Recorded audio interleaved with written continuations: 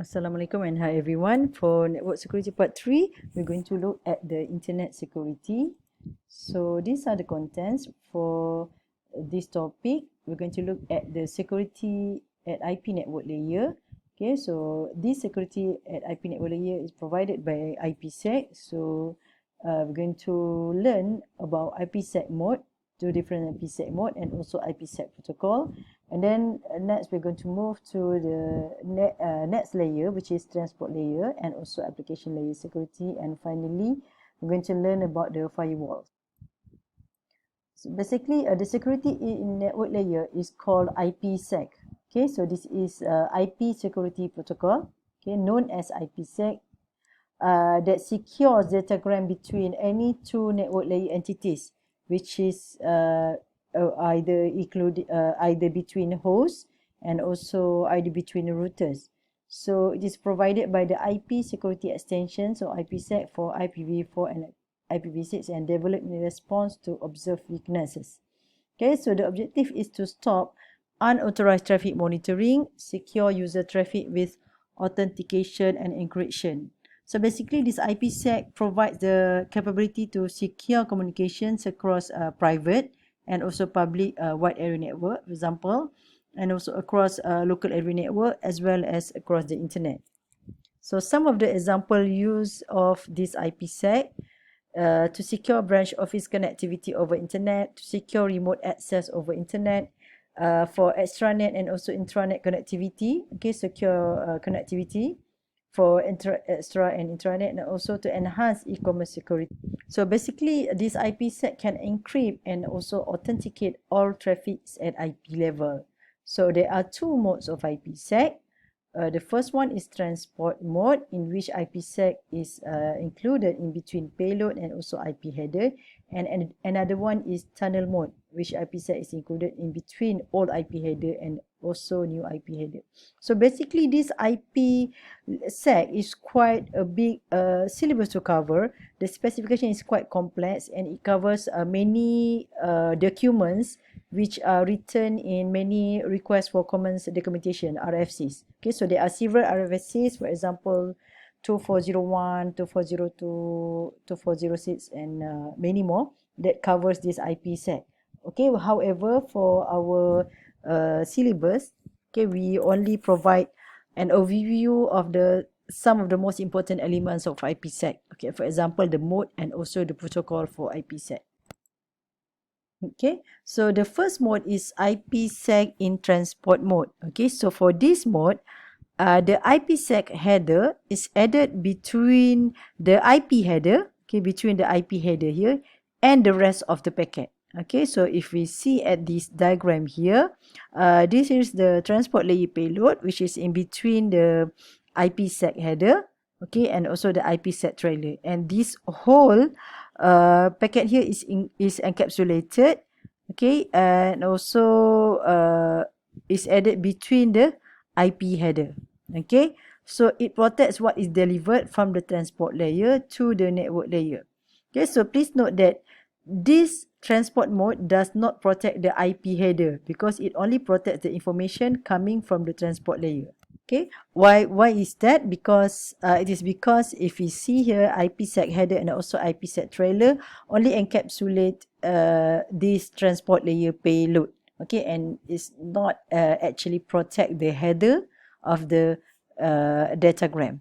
Okay, so this is normally used when we need host-to-host protection of data. Okay, host-to-host means end-to-end, okay, from the source to the destination. Okay, the sending host uses this IPsec to authenticate or encrypt the payload delivered from the transport layer, and the receiving host uses this IPsec to check the authentication or decrypt the IP packet and deliver it to the transport layer. So this is basically the mode of this transport, right? Another mode is tunnel mode. Okay, in tunnel mode, IPsec header is placed in front of the original IP header. Okay, if you look at this example, this is the IP payload, the original one. okay, which has this IP header. So the whole this IP header and also IP payload is encapsulated in between the new IPsec header and also IPsec trailer. So it takes this if you see here, IPsec protects the entire original IP packet because it takes an IP packet including this header and apply these IPsec security methods to the entire packet, and then after that it adds the new IP header in front of the packet that have been added with the IPsec layer. Okay, and this the IPsec header preserve this IP header, the original IP header, and the rest of the packet here are treated as the payload. Okay, and then only the new IP header is added in front. So basically it protects the entire IP packet as if the whole packet goes through an imaginary tunnel, hence the name tunnel mode. Okay, tunnel mode is normally used between two routers or between a host and also a router. So basically between host and router, and not between end to end or source to the destination, as opposed to the transport mode. And then we are going to talk about the IPsec protocol. For the IPsec protocol, there are two protocols, important protocols. The first one is authentication header or AHASH.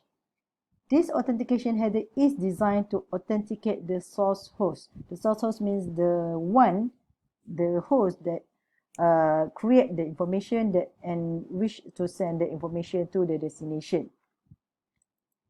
And another aim of this authentication header is to ensure the integrity of the payload carried in the IP packet. So for this authentication header, it uses a hash function and also symmetric secret key to create a message digest. Okay, and then this digest is inserted in the authentication header, and the AHASH here is then placed in the appropriate location based on the mode, whether the transport or the tunnel. Okay, so if you look at the example here, this is the authentication header, okay, which has the hash function and also symmetric key to get the message digest. So it is inserted before the IP header. So this example here shows the transport mode of IPsec mode, right? And this basically message digest here is a cryptographic hash function that is designed to protect the integrity of the piece of data. Okay, basically the digest is designed to protect the integrity of data, and also using this they can detect changes or alteration to any part of the message. Right, moving on to the next protocol, which is called Encapsulated Security Payload or ESP. It was designed after the AHASH authentication header was already in use. So basically, this ESP does whatever authentication header does, but it added the additional functionality, which is privacy. So this ESP provides source authentication, integrity, and also confidentiality. Okay, if you notice the authentication header, it does not provide any confidentiality. It only provides source authentication and also data integrity. So for this ESP, it adds a header and also a trailer. So if you look at the example here, at the diagram here, ESP's authentication data are added at the end of the packet. So this will make the calculation easier. Okay, then only it will add the ESP header and also ESP trailer. So this will make the rest of the payload here is encrypted, right? And for this example, the whole of this authenticated datagram is inserted before the IP header. So this example shows the ESP protocol in transport mode. Okay, so next we look at the transport layer security. Okay, so the transport layer security, in transport layer security there are two dominant protocols, which is called SSL. So SSL means secure socket layer. Another one is the transport layer security. Okay, so secure socket layer is developed by Netscape, and this TLS, transport layer security, is developed by the IETF, which is the non-proprietary version. Non-proprietary version means that it does not belong to any of the organization. Okay, so however, we're not going to look into really details of this SSL or TLS, but this is SSL and TLS is quite similar in terms of the way it works. Okay, SSL is a widely used set of general purpose security protocols. So HTTP that uses TCP will encapsulate their data in the SSL packets. So basically, if a server or client are capable of running this SSL or TLS program, then the client can use the URL HTTPS. Okay, HTTPS instead of HTTP to allow HTTP message to be encapsulated in the SSL or TLS packets. Okay, so if you do the online banking or any secure online shopping, so you will notice the address URL HTTPS. Okay, it begins with HTTPS, which means that it has been secured by this SSL or TLS security. So there are two implementation options, which is incorporated in underlying protocol suite or embedded in specific packages. And this SSL is designed to provide security and compression services to any data generated from the application layer.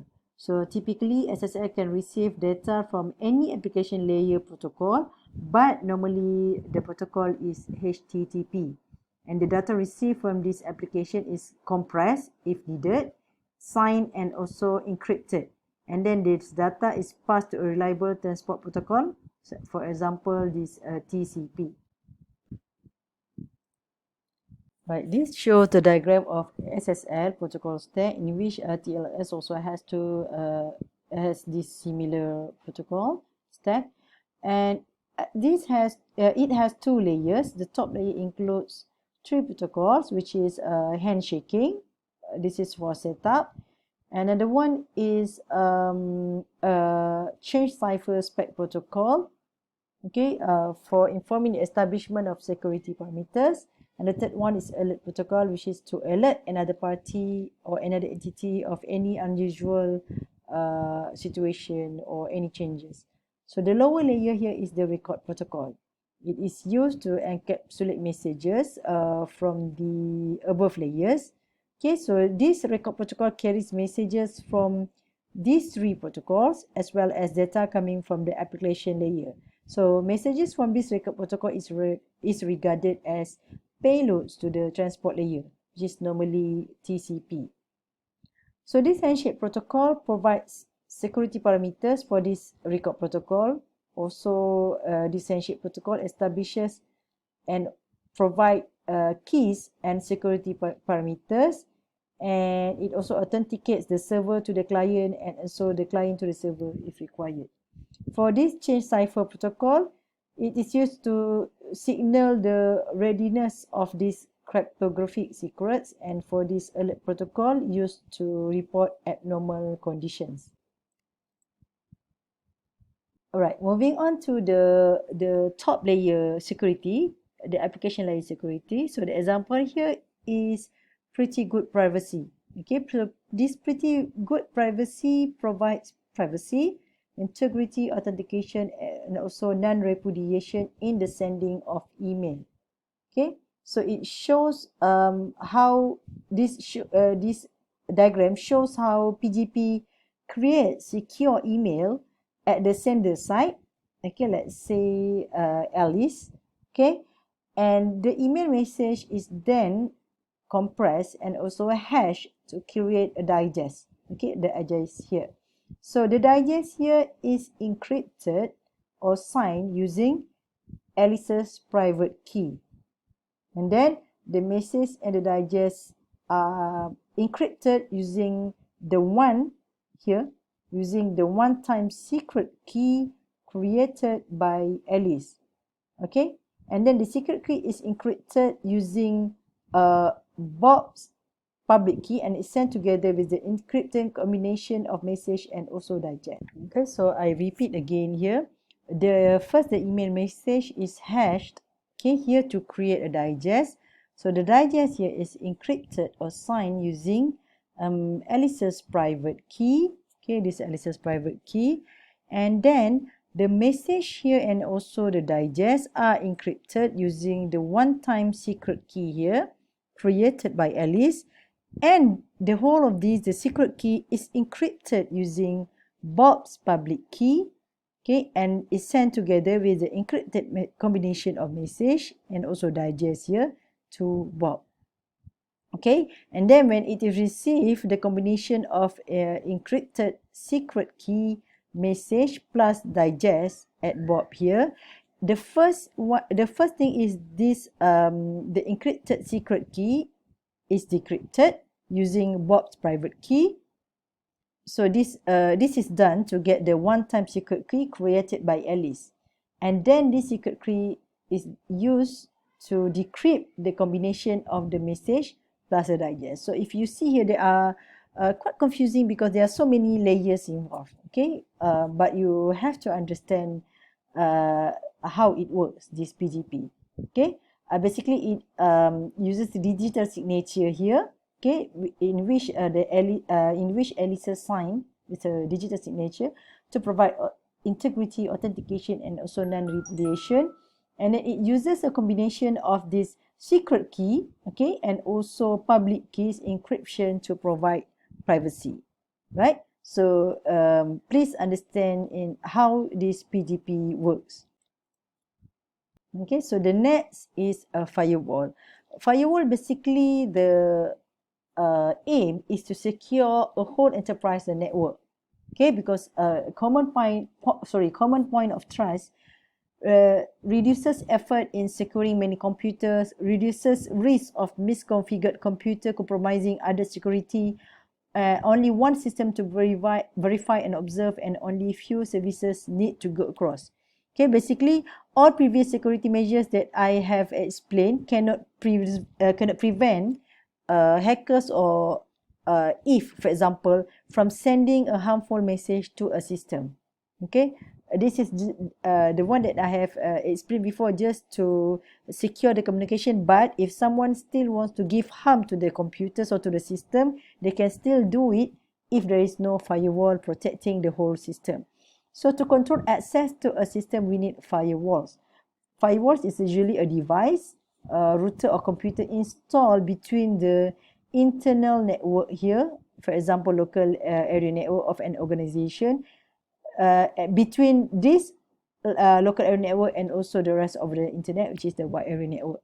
So it is designed to forward some packets and also filter some other packets. Okay, the one that that can give harm to the system. For example, a firewall may filter all incoming packets destined for a specific host here or for the specific server such as HTTP. Okay, and also a firewall can be used to deny access to a specific host or a specific service in the organization. Okay, of course, for example, UTM also have a firewall installed in which you cannot access to a harmful website, okay, because the firewall has been put, okay, that work to protect a UTM system from any harmful hackers, okay, or to prevent someone to send any harmful message to the system. Okay, a firewall basically is classified as a packet filter firewall or also proxy based firewall. Okay, next we look at the firewall functions. For the network layer access control, in which hosts are allowed to communicate whether inside or outside. It means that with all traffic entering and also leaving the organization passing through the firewall can restrict access to authorized traffic. Okay, means that certain hosts only can communicate whether it's from inside or from outside of that organization. It also provides user level access control, okay, using user authentication. It means that it can be designed to allow only a restricted set of internal users to, for example, telnet outside, and prevents all external users or external clients from using the telnet inside. It also provides access control management and also application level access control, in which it limits applications and their functionality to a basic necessary level. Okay, for example, some of the organization prevent the users from the internal local area network to open some social media website, okay, because of this firewall. And then isolation of internal services. Okay, it means that some of the internal services can be isolated from other users. Okay, so this implementation errors in servers are less critical. Okay, for example, if there is a error in the server, so it only affects some of the internal services. And also it is used for logging, auditing, and alarming high internal network structure, and also firewall also must resist attack. Okay, it means that it can have different setting to resist this attack. And then we look at the firewall design rules, because it can be designed or also catered to the need of the organization. Okay, so the design for firewall, it has to be as simple as possible, which is easy to implement and also easy to understand the implementation. As little functionality as possible per module, and also as little trust as possible between modules. Okay, because there should be no trust in unprotected modules, and also no trust in any wide area network user. Okay, it also has to consider attacks from both sides, whether from the inside and whether from the outside, which is the internet side. And it only provide minimum services. It can also block the rest, okay, which does not give any benefit to the organization. And it has to protect firewall configuration, for example, restrict configuration access and also audit changes to the authorized person only. Okay, so previously I said that a firewall can be specified, is not can be, but sometimes is usually classified as a packet filter firewall or a proxy-based firewall. So for the packet filtering, a firewall can be used as a packet filter. It means that it can forward or block packets based on the information in the network layer, and also transport layer headers based on the IP address of the source and also destination, based on the port addresses, also based on the type of protocol, whether TCP or UDP.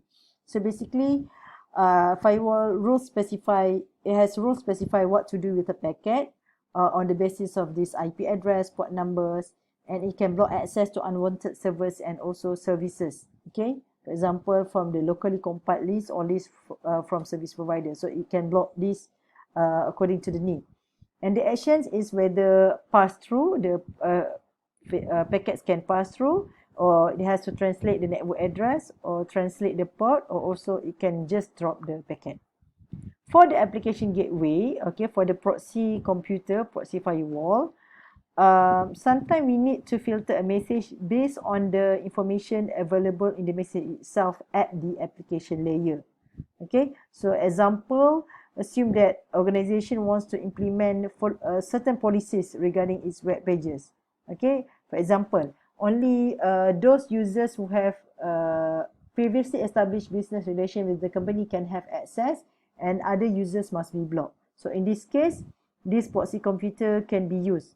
Okay, packet filtering cannot be used because it cannot distinguish between different packets arriving at port HTTP, which is port 80. Okay, for the application gateway, application specific server through which all application data inbound and outbound must pass. Okay, multiple application gateways can run on the same host, but each gateway is a separate server with its own processes, and the restriction is to basic functionality of application level protocol. So this proxy computer can stand between the customer computer and also the organization or corporation computer. And when the user client process sends a message, the application gateway here or the proxy computer runs a server process to receive the request, and this server opens the packet at the application level and find out whether this is okay or not, whether it is legitimate or not. And if it is okay, then it send a message to the real server in the corporation. Basically, it acts as the proxy computer or proxy server to that corporation. If they think that the message is not something wrong with that message, okay, it will just drop and it will send the error message to the external user. Okay, so basically using this, the requests of the external users are filtered based on the contents of the application layer. So basically it opens up the packet. Okay, it can this is the example that proxy computer can be a proxy server to HTTP and FTTP. Combination of both packet filtering and also proxy computer here can increase the security of an organization. Okay, to sum up, basically the firewall concept, the main concept for firewall is to protect the intranet, okay, which is the internet, the local internet within the organization from outside world, which is the global internet, which is insecure.